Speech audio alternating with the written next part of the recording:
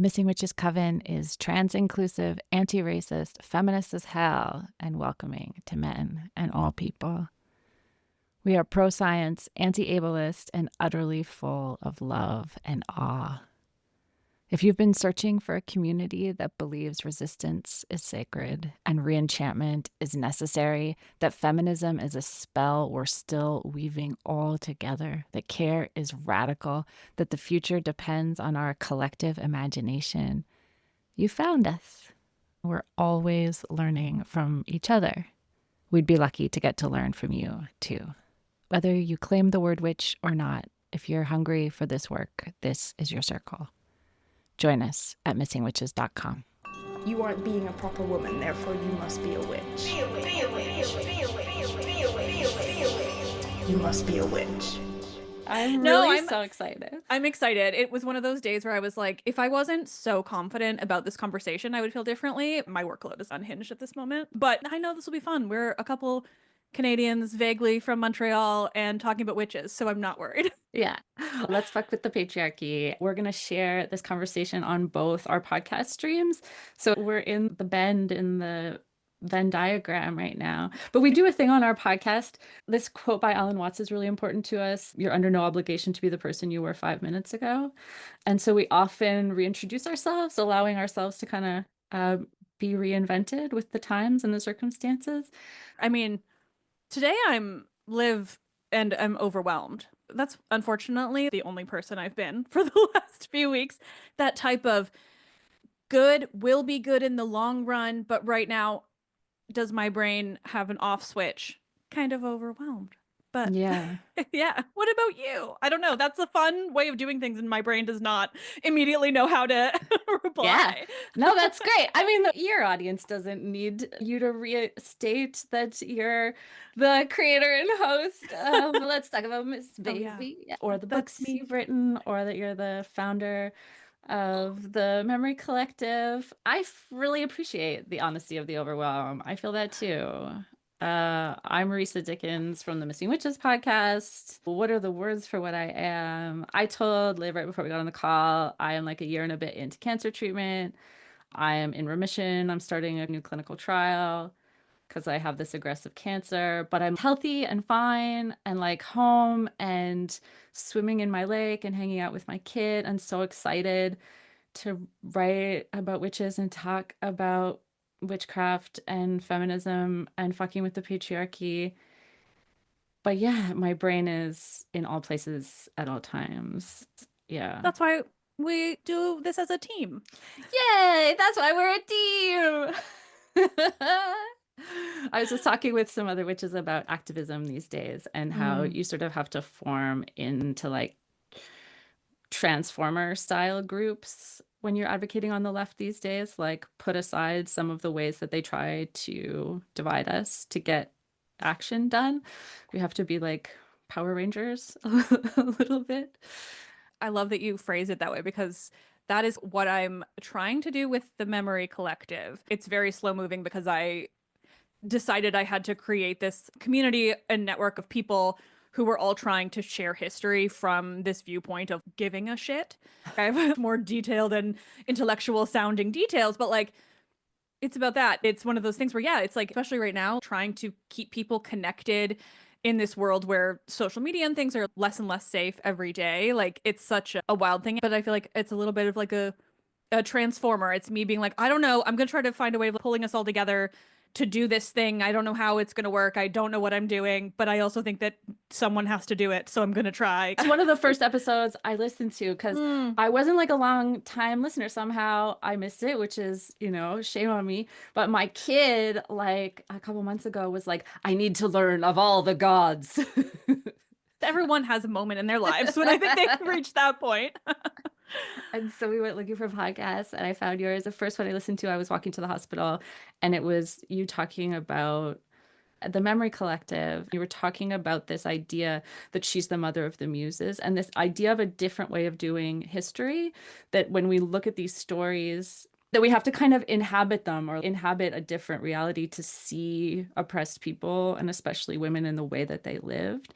Can you talk more about how we even do that kind of history? It's funny because I actually think witches are a perfect example of how this functions, particularly in ancient Greek mythology. Greek mythology is the thing I know well. The wider ancient Mediterranean history, I'm decent enough at, but it typically comes from my conversations. Whereas like the mythology lives in my brain in this way. And I say mythology, but at this point, it's really so much bigger than that. And that's where this idea of like how we interpret history comes in, because I think the number one thing we all are taught, particularly in North America, is that history is just this solid state thing. This is what happened. This is how it happened. And I'm sure it's more broadly true of like history in general, but particularly when it comes to ancient Greek history and Greek mythology, like that is only this tiny piece of the puzzle, because history is not this like finite thing. When it comes to Greek sources, all that we have because of so many different reasons. Most of them are men. We know all of these stories from Greek mythology, not because these were all of the stories that were told in the ancient world to everyone and in which everyone kind of inhabited these realms, but we know them because this particular version got written down by a man, and then maybe 200 to 300, probably way more men over the course of millennia determined that thing was worth preserving. Except for very rare cases of preservation, we don't actually have the ancient sources from the ancient world. Like the Iliad and the Odyssey that we have, I think, in terms of the actual text, the physical text that survives is maybe 1,000 years old. I don't know exactly, but it's a good 1,000 years after the ancient Greeks. Even that version was copied down by so many other people for it to survive, except for very rare cases of weird instances of papyri surviving. Other than that, all of the stuff we have is chosen to be preserved for various reasons. There are rare cases where that's not true. One of my favorites is that we only have 3 surviving playwrights from ancient Greece. We know there were hundreds. They were putting on these plays every year. There were people aspiring to be playwrights, those who were getting into the big festivals. There would be thousands of plays, hundreds of playwrights, but only the plays of 3 guys survive today. Their work primarily survives because they were considered to be the best. Their works were put in schools, particularly Byzantine schools, and later their works got preserved because there were like these school kids in 600, 700 CE reading these texts and getting copied down by different scribes and monks. At some point, Christians decided what was and was not okay. But even well before the Christians, the Greeks were very patriarchal. It was like long before. And so like those 3 playwrights, their works survive. And we have, I think it's something under 10 plays from Aeschylus and Sophocles because they were taught in schools. And we have that same number for Euripides because they were taught in schools. We also have an additional 10 plays from Euripides that we don't have from other playwrights. And that is purely because one Byzantine collector's scroll that was in alphabetical order and happened to be one scroll out of like a complete Euripides set that would have been multiple scrolls, all again in this alphabetical order. One scroll managed to survive through purely random things happening over time. So we have like 10 Euripides plays that survive not because they were the best or read in schools or all of the various men decided that they were worth preserving for humanity. We have them for completely random reasons. And because of that, we have these plays that were considered not as good, and surprise, a lot of them feature like really strong and independent women in this like distinctly fascinating way. Like the most iconic one of these plays that wouldn't otherwise survive is called The Helen. It's this alternate universe of the Trojan War where Helen never went to Troy. The gods put a fake ghost version of her in Troy, and meanwhile she ended up stranded on Egypt for 10 years. And it's like all about how she basically saves the day. Her husband ends up shipwrecked and he's like a big bumbling loser throughout this entire play, and Helen saves them and escapes from Egypt. And it's like no one would have wanted that to survive otherwise, because it doesn't play into any of the like big amazing Western civilization ideas about what the ancient Greeks did. It's just like a wacky play where a woman is the one holding everything together. There's my example of how history is not inherent at all. It's completely subjective. And that's, you know, completely excluding the fact that like for thousands of years, it was all these white British men who were reading the classics and no one else. They were forming how we think about them and translating them. It's only for the last 80 years that women have been actively involved with all of this, using their lived experience minds to translate and interpret these things. And it's why like we have all these translations by women that can be distinctly different in fundamental ways from the men's. The biggest example being that in the Odyssey, there are all these instances of the word women being translated as sluts, or the word dog being translated as bitch. And it's like, there's all of these things like related to women that are not in the ancient Greek text. It was just men deciding that like that's what they were reading because like, oh, these women, clearly they're sluts, even though the word in ancient Greek was like gyneka, which literally to this day still means woman. It's where we get gynecology. And that's my ramble. Oh my God, it's so good. Yeah, I mean, this is why we started Missing Witches, right? That's why it's called that, because we were looking for spiritualities, histories. It's almost like a speculative fiction project, right? Like, what are the stories that did exist or could have existed if there hadn't been thousands of years of oppression, and if the use of misogyny hadn't been such a rampant tool in the colonial project and in the project of empire. So to try to like find those traces, can you give some examples of witches in Greek mythology? And when we first were emailing each other about this, you were like, surprise, it's super misogynist the way the story gets changed. I want to hear that through line too. Yeah. So because that is this like, yeah, very clear example to me of like, so the most famous witch, or one of two most famous witches of Greek mythology, is Circe, who's in the Odyssey, you know, one of the oldest surviving works of quote unquote Western literature. In the Odyssey, she uses a potion to transform all of these men into pigs. She lives on this island that is basically only populated by women. And when these men arrive, they find all of these like wild animals that are clearly tame. Like she lives on this island with like bears and wolves that don't attack anyone. And lions and wolves, not bears. I always want it to be bears. Lions and wolves that don't attack anyone. And then these guys show up and she's so pretty and she's singing. So they're like, oh, we got to go see her. And they go inside and she's like, oh, welcome. And she taps them on the head and they all turn into pigs. Part of the story is them transforming back and it's a whole thing. But we have this really strong woman who lives on an island with only other women. They're said to be herd nymphs, which there's a lot going on with that word, but there's all these other like semi-divine women living with her, and she has all these transformation skills. She uses them against men, and it leaves open this question of like, are all of the wolves and the lions on her island men? Are all the animals on her island men? And at the very beginning, Odysseus kills this stag that's just like standing there and it doesn't run. And he's like, oh, great, we have some food to eat. But then you very quickly are supposed to question like, well, was that once a guy? We are told their minds are the same, but their bodies are these animals. So it's just very cool. And the other famous witch is Medea, right? Whose story, there's levels of its age. The most famous version is considerably later, a few hundred years. That's Euripides, because he actually was interested in women, which is why we love that his plays survive. He was considered a misogynist in the ancient world because he wrote women who were both good and bad, which is my favorite like claim for misogyny. He literally just wrote realistic women, and the ancient Greek men were like, he hates them. And women were like, I mean, no, he's just like thinks that we're people. Weird.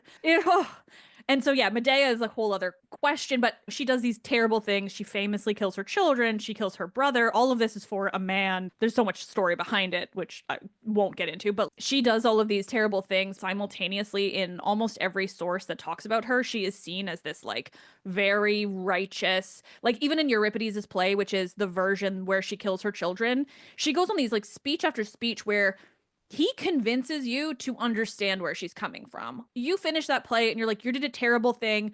You shouldn't have done that. It's awful. And also, I see where you were coming from, like why you thought that that was your only option. And so there's just like this these understandable, sympathetic characters, even when they are doing terrible things, or, you know, in the case of Circe, less murder, but still all of this non-consensual transformation, you know? So we have these characters, and then there's the very famous witch goddess Hecate, who has very few stories about her, but is a perpetual, incredible badass. Those are the three evident witches. Helen does some witchcraft too, but Helen is meant to be incredibly beautiful, she's just incredible in kind of every way, not just looks, but she's really smart. And in the Odyssey, we get this version of her where like she's come home from the war that was fought for her. She's back with her husband and all is seemingly forgiven. And she's suddenly really good at witchcraft. And she brews this potion that calms everyone down. And she's like this very calming presence and generally just this fascinating character. And like that's kind of how witches are seen in ancient Greece. You get the sense that it's a very old concept of women and their understanding of herbs. The brewing of potion in ancient Greece is called pharmakon. It's literally where we get the word pharmacy, and that was like understood as magic. Pharmakon is like that's magic. Pharmakis is a witch. They didn't really have any like it really is kind of meant to be masculinized, despite all the women, you know, being the ones who do that. And then you get into Rome, and Rome was like Greece tried to be an empire and they weren't very good at it. They did a lot of colonization, but we don't have a lot of examples of them doing really violent colonization. It tends to be them going in and being like, okay, well, we're here now, but you can keep doing whatever you're doing. We're just going to bring our religion in and we'll kind of like mix them all together and everyone will kind of be okay. They were not great at empire. And Rome came in and they were like, we're really good at empire. We also are so much more virulently misogynist and like the Romans, their witches are like these horrific caricatures of old wrinkled hags placing love spells on unsuspecting men. And every witch in Roman mythology is some form of this. They're these like scary crones, like all old and rickety, and just they want to like bring these young men into their web and all of this. Like it's just, it like oozes misogyny in this way that is like so different from the Greek. And I'm sure people have done interesting arguments on what is going on there. But to my mind, it's just a really obvious indication of like the kind of difference culturally, very much like cultural differences, but also like time period differences, because particularly these Greek characters are coming from this like very early time before almost before the written language of the Greeks, right? Because the Odyssey is like really on that line of like when they're developing their alphabet to write things down. And so these characters are almost older than a level of misogyny that like then comes in, because there are lots of other characters in Greek myth that are like so inherent of the misogyny and patriarchy that is indicative of ancient Greece, but particularly the witches tend not to be. The Greeks were way more concerned about other quote unquote scary women. They tended to be more monstrous in nature, like this impossible to understand monstrous woman. I conceptualize it as the Greeks were afraid of women who could say no or stop them from assaulting them. The Romans were like, no, we're afraid of women who will like trick us into like their, you know, their seductive web and then steal our money or whatever.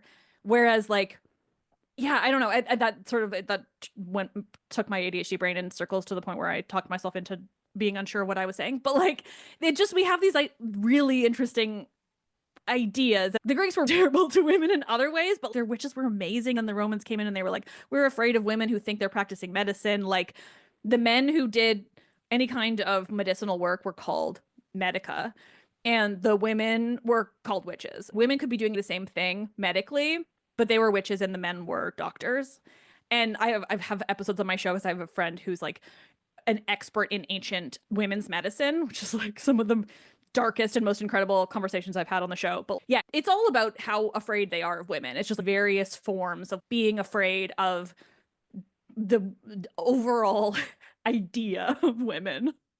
And you see it happen again in these cycles that have to do with power and capital and land. We've had guests on our show trace the depiction of women's bodies, especially even around breastfeeding, and then it becoming like the witch's tit, and like the woman's body becomes like scary and emaciated, and all of those associations get tied to her right around the sort of betrayal of the common land and the enclosure prospects. The colonial powers are taking common land and saying you can't have it. The people that are able to resist that are like women who've managed to own a little bit of land and are farming on this common land, and they don't have young kids anymore, and they're like, fuck no. They start to resist, and suddenly, you know, careers that they were able to have as brewers are suddenly, and the brewers would wear the pointy hats and would have a cat, all of this stuff suddenly this is the imagery of witchcraft, right? I want to go back to Circe, because there's so much that I love about her. And there was a couple pieces that you dropped in that I want to pick up on. I want to talk more about nymphs and her relationship with land and her relationship with plants. You had an episode recently that I think was a flashback episode, but that got me so excited thinking about the archaeological record of plants in sacred groves and the way that nymphs get characterized. Let's get into it. Yeah. So in Greek mythology, when we use the word nymph, we mean these female deities who are like lesser deities. They tend to be daughters of rivers or the sea, things like that. So these bodies of water or more natural things. It's a bit like, so there are nymphs of the water who are very clearly like the daughters of either these big rivers or the sea itself, or Oceanus is the word for a big river. So it's kind of confusing, which is why I'm not using the word ocean, because ocean is a freshwater river, just to throw everyone off. But they are all of these daughters, or there are nymphs associated with every type of tree or the mountains, or every time there's a stream, there's a nymph for that stream. And so they seem to be this quite nice idea, like these women associated with the natural world very specifically. Sometimes they are almost the trees, or they're really connected with this natural world. And so I think you can see a lot of like the reminiscent or the remains of like an earlier world, right? I could talk for hours about the evidence of an earlier, more, I don't want to say overtly matriarchal society, but one where there was at least like a much stronger sense of egalitarianism, where gender was not this enormous divide. You can see like evidence of that. And I think all of these goddesses of natural world elements are reminiscent of that, like how Mother Earth, Gaia, is Earth, even in Greek myth. The women are clearly meant to be the goddesses of life in various ways. That said, the stories that we have of the nymphs are almost exclusively stories of these nymphs getting assaulted or defiled in one way or another by gods and other men. That is most of the stories. Of course, when it comes to ancient Greek myth, we have to remember that the stories we have are just the ones that we have, but also the stories they wrote weren't like stories that we write. They weren't meant to just entertain. They served a purpose, right? They're sort of this cultural identity in a story. What's really going on is these stories of either gods merging with this body of water or this river or whatever, right? Like the women's bodies are used as this sort of vessel for something else in the story. And that is primarily what happens with nymphs very specifically. That tends to be the purpose that they serve in the stories. Now, the big issue for me and the place where my knowledge cuts off, this is actually something that I think about all of the time. If I had more time, I would figure out someone who has done more work on this and read all about it. But one thing I learned in the process of actually writing the Medusa book that I was talking about in that episode is that the word nymph simultaneously meant young bride. So the fact that we refer to all of these characters as nymphs, like in ancient Greek, it did refer to them, but it also referred to young brides, mortal or otherwise. And so that's the thing I think is like literally never mentioned when we think about these nymphs. We just think of them as characters. But if you look more at the etymology of the word, they are called that because of what I was saying about the stories functioning as this way of these women serving as vessels, but like in that kind of way that these women are serving a purpose specifically around, they're really specifically tying to the gods' actions. Like it's not, it's not like, oh, they just happen to be called nymphs and this is what happens to them. There has to be some connection to the fact that all of them serve as just these bodies for the gods to do other things with, and the word is exactly the same as young bride. And it's that idea of bride being before, and which is very important, is that the concept of virgin in Greek mythology and ancient Greece more broadly meant unmarried. So Parthenos, is the word for virgin. That's where we get Parthenon, because it's for the virgin goddess Athena. Virgin didn't have anything to do with whether or not they had actually been penetrated. Like there's lots to say about that, because the ancient Greeks were also like deeply obsessed with penetration. But that, yeah, virgin meant unmarried and childless, really specifically. So it was really all about the body's like quote unquote purpose to the men. We always see like Artemis and her nymphs are all virgins. That's used all the time, right? But what it is they are unmarried and childless. And to me, there's that connection being made that, you know, all of these goddesses, be they Circe or Artemis, these goddesses that hang out with nymphs, they are always virgin goddesses. They are characters that exist to be, and I'm going to use this word intentionally, but it's gross, plucked by gods, by men, all of these things. And so the thing about Circe that makes it a little harder is that so much of what we conceptualize about her now is from stories that span a good 1,000 years. We have to remember that nymphomaniac comes from the word nymph in one way or another, like be it young bride or these women that were made to be quote unquote defiled. It's so gross. But yeah, the Circe is hard because she as a character exists primarily in the Odyssey, almost exclusively in the Odyssey. She doesn't really feature into later sources until we're talking like 600 or 700 years down the line. And then people start put like or we have these stories that start existing about her that gives her all of these other aspects, particularly when it comes to nymphs. I'm trying to recall if they use the word nymph specifically to talk about the women around her on her island or whether they are just servant women. It's tough to say. If they use that word, which one did they mean? Did they mean a young unmarried woman? They could mean a woman of marriageable age who is living freely on Circe's island, or they could mean these goddesses of various things. But because these women don't have trees to be explicitly associated with, or rivers, or any like definable natural element, like I think it's likely that they're also just meant to be like these young women of marriageable age who are not marrying. Great, good for them. There's a lot of questions about Artemis with that too. There's a lot going on. I was going to ask about Artemis as well, since you bring her up. I'll interrupt, but because I can ramble forever. Is there also a pre-layer where we can imagine these are stories of places where women went to be safe, where women went to be together, where women went to practice, or to see them as coming in and taking on a piece of that knowledge that Circe has in the pharmacon of the plants and representing that sort of channeled spirit relationship with each of those plants? I just want to add that the other piece I love about Circe is that Penelope comes and lives with Circe at the end in some versions. Not really. Like, no, oh, I love that. Oh, see, it's funny because I actually hate that version so much because what it comes with, the only way that Circe and Penelope meet is from this fragment that probably wasn't anything real. I actually jokingly refer to it on the show as like that it doesn't exist. My rule is that this doesn't exist. It's called the telegony. And it's this idea that there was a lost epic. It probably never existed. There's this idea that the only way they could have met is that Circe had a son by Telemachus, or by Odysseus, which I hate because, I mean, also I think she's better than having children. That's a me issue. But yeah, so she has this son by Odysseus named Telegonus. And when Telegonus is grown up, he goes looking for his father and lands on Ithaca and accidentally kills Odysseus. The end of that story, and the only way that Penelope and Circe meet, also involves Penelope marrying Telegonus and Circe marrying Telemachus, Penelope's son by Odysseus. So as you can see, it's about the ickiest thing you could possibly imagine.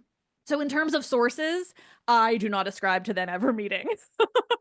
But I understand that desire. To me, there's a lot that I come at because I am so obsessed with the ancient sources. And so I tend to bring in a lot of context to ruin people's otherwise nice ideas. Because we're talking about a period where a lot of the stories about Circe, like there's also this story that suggests that like she transformed Scylla into this like monstrous creature, right? This also shows up in the Madeline Miller novel, right? Yes. Yeah. And I believe that mostly comes from Ovid, unless I'm totally wrong. But regardless, it's very late sourcing that explains that. And that doesn't mean that it wasn't a concept that existed back when the Odyssey was being written, but it's also not conclusive.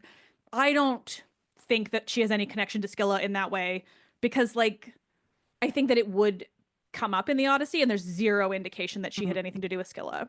It's her transformation. I don't like the idea. I really take issue with any time a story involves a quote unquote monstrous female being turned into that monster, but she was once this pretty mortal. Like, I hate all of that because these monstrous women exist as signs that the men feared women's power and women's independence. And so to me, they are these monsters because that is what the men were afraid of. I really hate when we make them sympathetic, like, oh, she was once pretty, but then transformed. It's the same with Medusa. It has those tinges of misogyny where you think you're seeing women's empowerment, but it's not actually. Like, what that is like kind of making it so that, because all of these monsters tend to be that like men couldn't have sex with them, and so they turned them into these monstrous ideas. That's why like Medusa is a monster, because she literally could defend herself against a man, and so they had to make her into the scariest concept imaginable.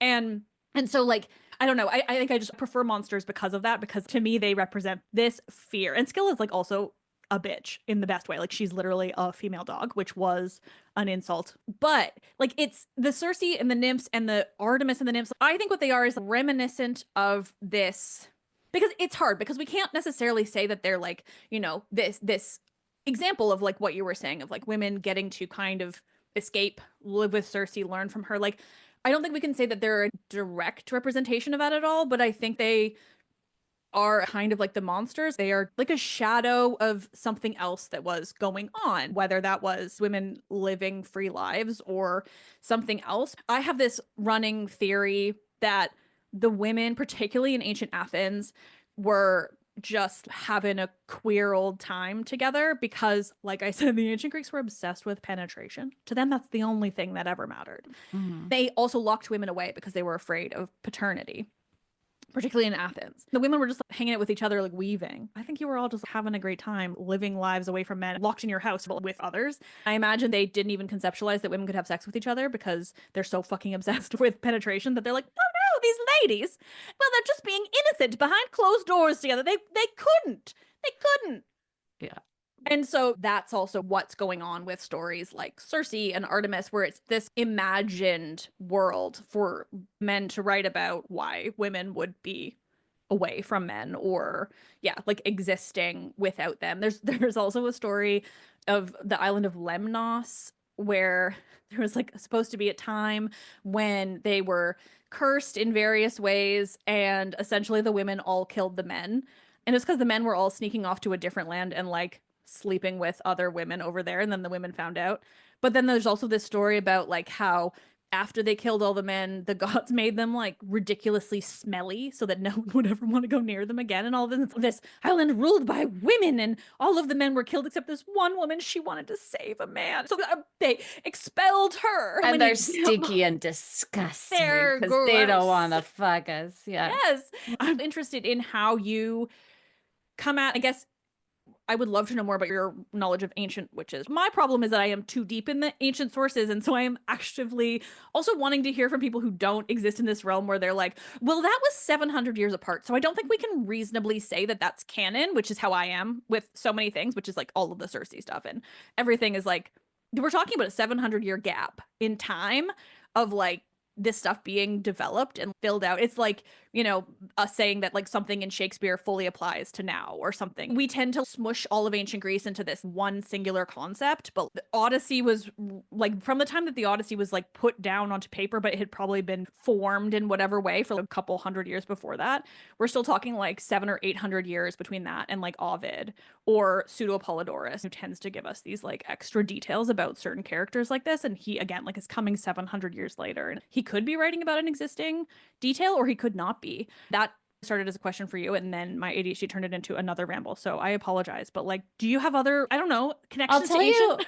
Yeah, well, I'll tell you the one thing that comes to mind, and it's an episode that will come out in this same season as this conversation. So if you want to hear the actual person talk about the actual thing, you can find her. We have a former professor of psychology, director of research projects, really fascinating thinker who leaves all that behind to become a Hecatean priestess. And so she brings those research skills to going to try to understand who Hecate is and was and why she's showing up for her. She gets into sort of the 100 epithets of Hecate and the different... So many. Yeah. They mean so many different things. Ugh. Yeah. And part of what we do is play a little bit, like I referenced earlier, we do play in that realm of what if it were, or what can we use now? Because we're interested in using witchcraft is like a term for us that summarizes our spirituality, activism, and art practice. It's a talisman word that lets us into those places. And so we do sometimes allow ourselves to not be so like what is in the original source. No, but that's the thing. And I think there's such a place for that, which is why I'm interested in it. Because I can't live in that realm. My brain won't do it anymore. But like there is such a place for that. Right. Well, and it's really generative and really empowering when you feel like the world is full of white men destroying us for profit so they can fuck children for the last 50 years that the climate exists or whatever, to try to be together and to feel like at very least calling upon Hecate and as the spirit of the world, or as a spirit of between places, of changes, of land, sea, and sky, that an idea of like, yes, like a tripartite goddess that isn't the way that sort of so easily gets used, and maybe it's useful to some people, but of like maiden, mother, crone, but that wasn't really her zone or a way that people thought about her at all. That the three-part goddess is really to do with land, sea, and sky, and so moving transitional places between states on earth. And so that when we're experiencing fear that comes at transition, at crossroads, and we're carrying the weight of the massiveness of change, she still is a figure that we can call to, whether you want to dress all in black and wear a pointy hat or pass in other realms really easily. And it's not always clear to other people that I'm a practicing witch, or that I call on Hecate as like one of the many archetypes that gives me an imaginative realm of the world that exists beyond like Judeo-Christian capitalist writing of what's possible. Do you know? Yeah. It's so interesting hearing all of that, because I not really consider myself a spiritual person. I think I might like to be, but I just never am. So much of what you're saying about how you do this is kind of how I feel I work within the ancient sources, because breaking them down into that level is what I'm most interested in, right? Like the 700-year gap. Who wrote this and why do we think it's real? To me, that is kind of doing a really similar thing. My piecing apart these things and overloading it with context is my way of understanding or like exploring these ideas of the real women of that world and how they might have existed. And I'm not big on theorizing beyond this type of like, I mean, I think I can see, or I know I can see the evidence of the slow decline of the world of goddesses and the power of goddesses in the theogony, which is the oldest form we have of the world of the gods. And to me, I think that is such a clear indication of the way that the goddesses went from being the big important deities of that culture, and this like slow decline and this slow growth of the men until the point where you can, it's so generational in that text that you can really see what's happening. And so to me, like picking apart those things, or like saying that Circe and Penelope couldn't have met, that's my way of taking their story back. I would love to use it more in practice in my regular life. But in terms of that kind of connection of going beyond the ancient sources, it's almost what I feel like I'm doing, but in a really different way. Yeah. And I find it really exciting. I love listening to you do it, to get right into the material and into the text so that we can see what the actual, it's like seeing a shadow, or like seeing their outline. We can see the gap where they were excised. I want to know what you know about current archaeology into Hecatean temples, into places that are maybe giving us a little bit more of that outline. Hecate, for me, I know a lot of the ancient sourcing about her, which again is something that like over the 1,000 years or so like changes so much, because she wasn't always a witch goddess. Like in the oldest everything. She is, like you're saying, like this goddess of all. Like she's the goddess. She's the only one who gets to have dominion over the sky, the earth, and the sea. But the stories never really give her any kind of agency, or she doesn't ever actually utilize that control or wield it in any way. And so to me, she is one of these figures that is very unknown because she was known by the women, and therefore we don't have writing about it. And she was also a goddess who wasn't regularly depicted. And so to me, what I'm obsessed with Or is if like she the was, it was mystery in of... tapestries that we don't have. Well, exactly, because Right. women's arts are decomposable. So I'm sure, and like women would have been talking to each other, working with each other. They would have been weaving everything. All of these things would have existed. And Hecate reminds me of Hestia in that way, which is that like Hestia is this ridiculously powerful goddess. She represented the hearth in every single home, which was like the thing that kept you warm, that fed your family, everything. And she is so important in that realm, in the home, that she's not in any stories. None. And to me, that's so indicative of like this goddess who was so important in a woman's space that no stories exist of her.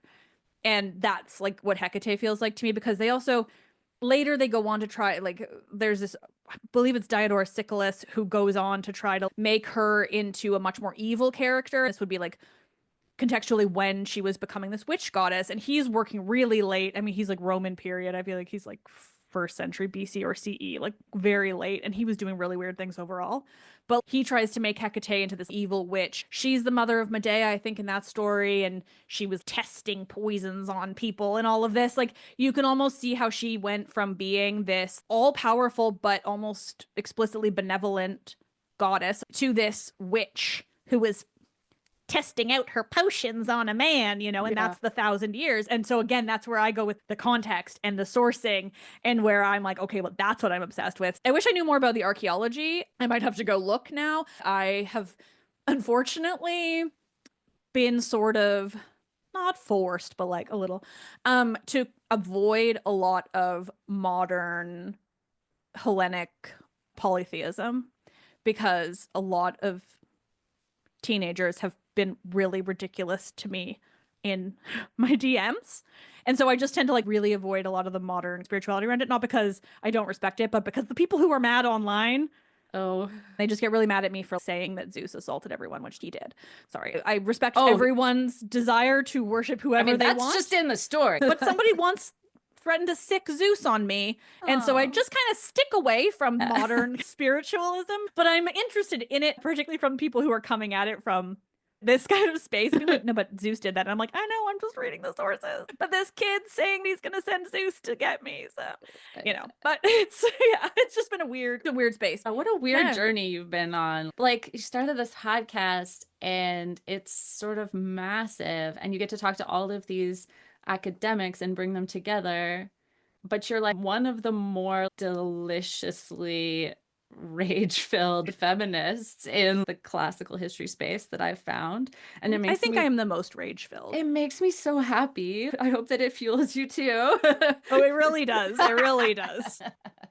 Yeah, it makes me so happy. And I'm so excited for especially the idea of this memory collective. I guess I do relate it to the way that I think about these things, with this braiding of researchers and voices that are anti-fascist and feminist, centering the spaces where we can see the outlines of queer stories and trans stories as well, the way that you do. It does feel like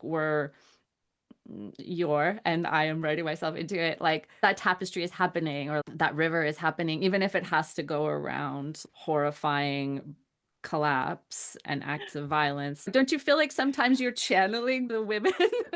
Yeah, no. Yeah, and right? I think that is, that I think that fuels me a lot. Channeling the real women, but also just like the lost stories, or like these women that we know were so powerful and yet we have nothing about them in surviving sources because no one wanted to copy it. For the longest time, these are people, characters, and topics that the world of history, particularly in academia, but like just generally in how we're all meant to consume it, like tends to want to just pretend that those things didn't exist because they're not in the sources, rather than contextualize why they're not in the sources. And that's been the most important thing for me. Right. And then flip side, to have to read Greek mythology as a young girl in school, and for it to just be a given that the constant rape and sexual assault and sex trafficking was just like, that's the norm, that's culture. You can't be annoyed about it. You can't put your modern morality onto it. That's just the way it was.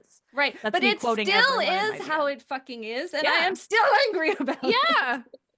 Like, newsflash. Also, I hear from people all the time about, oh, you can't put your modern morality onto it. It's human morality. It's not modern morality. It's human dignity. That's what I'm putting on it by interpreting these ways. It's equality and dignity. And I don't know, you want to hear, this is just related to what you just said, but one of the things that will stick with me forever that I heard from, I think multiple, honestly, but I have been sort of reminded over the years by these very intelligent people, for sure, who are definitely not men. No, they are, and they're dumbasses.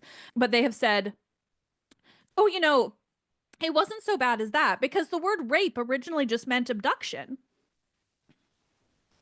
Cool, like, cool. Yeah. Do you want to know why? Do you know why?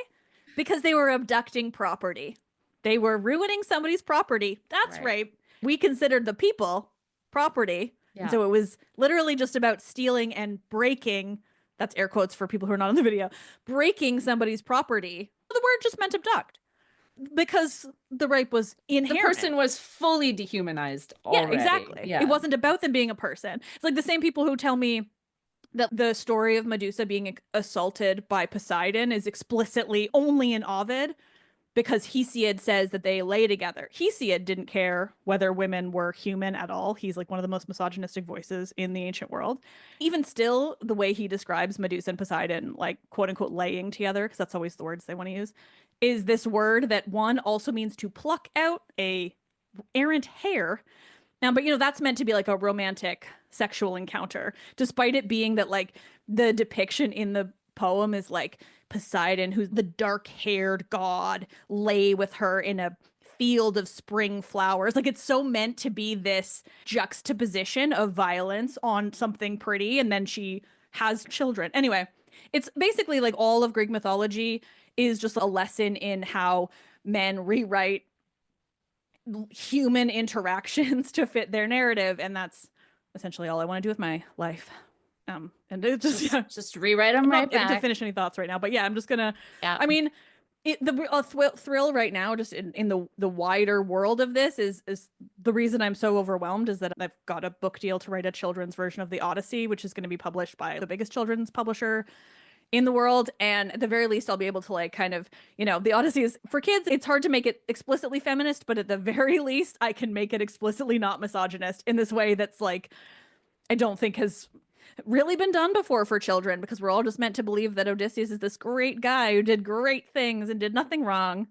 So, I don't, baby steps, I suppose, in the ancient world, while fascism overtakes the rest of the world. We just do what we can, and it's so important to me every time to see the people who are here listening, and to hear you, and to imagine our collective audiences, and to remember that we are not alone in our rage, and also in our labor of calling forth something else. We're deeply not alone. So fuck fascists forever. Do you want, should we share? Because I want to let the people here, we'll turn off the mics and let the people here get to hang out for a little bit. Closing words, closing thoughts. People will find your book when it comes to the world alongside your other badass books. Yeah, I've got the Medusa book. It's funny. The Medusa book is the one I'm most proud of for badass thoughts, badass everything. I've never been more proud of something I've written. I also don't make royalties off of it, but you should buy it anyway because it's really pretty. And I broke down the ancient history of Medusa in this way that I have never been more proud of anything. The Odyssey is coming out in June. I feel like I've just rambled my way through this, because if somebody gets me talking on the topic, I just go until my brain spirals into circles. This has been so lovely. So nice to connect with people who are doing similar things, but also inherently different. I feel like all I did was talk, and I didn't let you at all. Thank you. It's my great pleasure. My co-creator of Missing Witches, Amy Torak, and I co-authored 2 books. One is called Missing Witches: Recovering True Histories of Feminist Magic. And the other one's called New Moon Magic: 13 Anti-Capitalist Tools for Resistance and Re-enchantment. And that's what we do. And we have a coven of hundreds of people all around the world who are feminists, anti-ableist, trans-inclusive, and we love science. We get together and do this. I feel like because of the way my memory is, to try to pull in more classical or Greek sources, especially because I've never really been a deist. I'm sort of an atheist witch who talks to the lake. You know what I mean? So I feel like that's kind of what I feel like, which is I'm an atheist witch who talks to the ancient sources kind of thing, you know, where I'm like, I'm not, but I am, but I'm like, yeah. Oh, I fucking feel that. Like we've had people on the show who told us they do ancestor work, but they ask for their ancestors to only talk to them in the archives. And so then when they really feel like guided, this is people doing history of enslaved people and enslaved ancestors in the United States, trying to find in archives where these things have been intentionally obfuscated, trying to find traces of family. So yeah, we're all witches in our own ways, probably. Oh, I'm thrilled to hear that. And it's really interesting to hear how other people are working with this. I have to say too that not just the subtitle of your books, but whatever else you put into the email was the reason why I was like, I don't even have to look into these people. They've said enough angry leftist feminist shit that I will be so happy to be on this show. So dope. I was like, I have to be pretty selective, honestly, because I get like a lot, but I was like, oh, there are so many keywords in here. We're gonna have so much fun. I'm so happy. I will say the words that officially end my podcast. Blessed fucking be. Oh, I love that. I'll do the same. And I always end with, I am Liv and I fucking love this shit. You must be a witch. You don't have to know if you're a witch. You just have to be curious and ready to share in wonder. Come find us at missingwitches.com.